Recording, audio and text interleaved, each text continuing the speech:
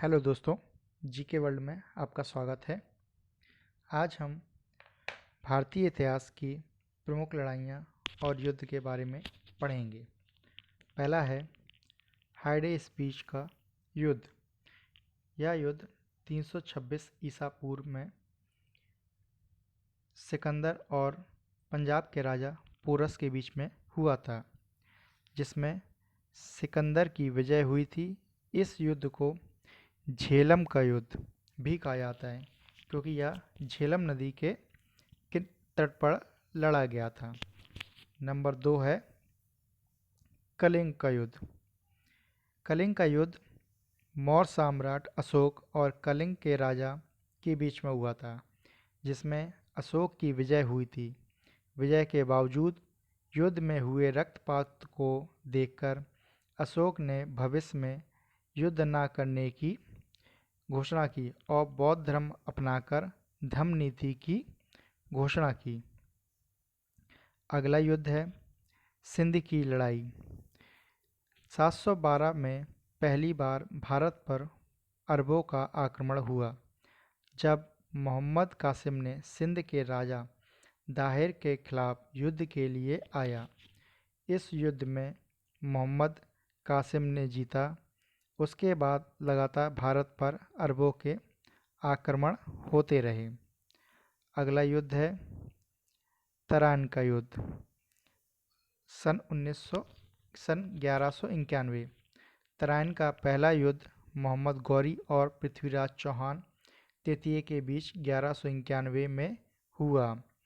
इस युद्ध में मोहम्मद गौरी की हार हुई और पृथ्वीराज चौहान की विजय गाथा पूरे भारत में सुनाई दी। अगला युद्ध है तराइन का द्वितीय युद्ध 1192। तराइन के पहले युद्ध में हार का बदला लेने के लिए मोहम्मद गौरी 1192 में दोबारा युद्ध करने आता है। इस बार राजा जयचंद्र के षड्यंत्र के कारण मोहम्मद गौरी की जीत होती है और पृथ्वीराज की हार हो जाती है। मोहम्मद गौरी अपने सेनापति कुतुबुद्दीन ऐबक को भारत का शासन सौंपकर वापस चला जाता है और इस प्रकार भारत में मुस्लिम शासन की स्थापना होती है। दिल्ली सल्तनत के पहले वंश गुलाम वंश की स्थापना 1206 में कुतुबुद्दीन ऐबक ने की थी। अब आते हैं मध्य भारतीय इतिहास के प्रमुख युद्ध। पहला है पानीपत का प्रथम युद्ध 1526। पानीपत का प्रथम युद्ध का पहला युद्ध पहले मुगल शासक बाबर और इब्राहिम लोदी के बीच में 1526 में हुआ था। इस युद्ध में बाबर ने जीत के साथ भारत में मुगल वंश की स्थापना की और दिल्ली सल्तनत का अंत हुआ। दिल्ली सल्तनत का अंतिम शासक लोदी वंश के इब्राहिम लोदी थे।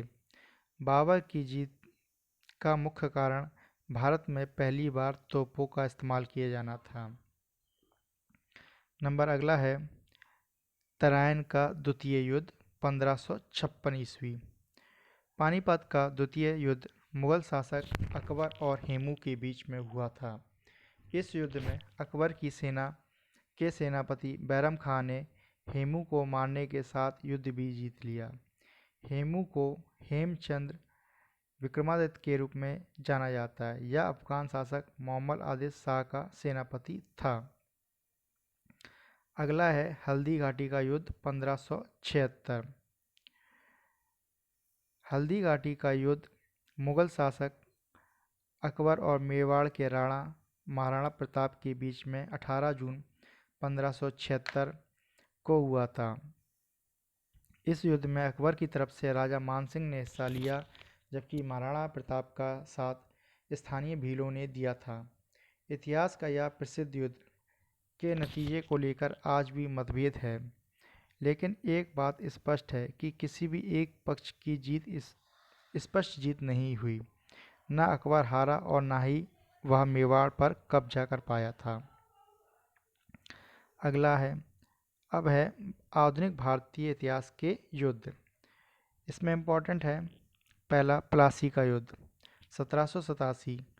प्लासी का युद्ध 23 जून 1757 को ईस्ट इंडिया कंपनी तथा बंगाल के नवाब सिराजुद्दौला के बीच में हुआ। इस युद्ध में रॉबर्ट क्लाइव नेतृत्व वाली ब्रिटिश सेना की जीत हुई और मीर जाफर को बंगाल का नया नवाब बनाया गया। भारतीय इतिहास में यह युद्ध काफ़ी महत्वपूर्ण है। अगला युद्ध है वांडीवास का युद्ध 1760। वांडीवास का युद्ध ब्रिटिश ईस्ट इंडिया कंपनी और फ्रेंच ईस्ट इंडिया कंपनी के बीच में 1760 में हुआ, जिसमें फ्रांसीसियों की हार के साथ भारत में उनकी शक्ति का अंत हो गया। वांडीवास के युद्ध के बाद में ब्रिटिश ईस्ट इंडिया कंपनी ही एकमात्र प्रमुख यूरोपीय शक्ति के रूप में उभरी। अगला है पानीपत का तृतीय युद्ध 1761। मुगल शक्ति के कमज़ोर होने के साथ ही मराठा प्रमुख शक्ति के रूप में उभरे और उत्तर भारत की ओर भी शासन को फैलाने लगे। लेकिन 1761 में अफगान शासक अहमद शाह अब्दाली और मराठा के बीच में पानीपत के तीसरे युद्ध में मराठों की हार होने के साथ उनका यह सपना अधूरा रह गया। अगला युद्ध है बक्सर का युद्ध 1764। बक्सर का युद्ध ईस्ट इंडिया कंपनी और बंगाल के नवाब मीर कासिम, अवध के नवाब सिराजुद्दौला और मुगल शासक शाह आलम द्वितीय की संगठित सेनाओं के बीच हुआ। इसके बावजूद ईस्ट इंडिया कंपनी ने इस युद्ध को जीत लिया और पूरे उत्तर भारत पर बड़ी शक्ति के रूप में उभरा और इसी युद्ध के बाद ईस्ट इंडिया कंपनी भारत में प्रशासन में और ज़्यादा शामिल हुई। ये थे भारतीय इतिहास के कुछ प्रमुख युद्ध और लड़ाइयाँ।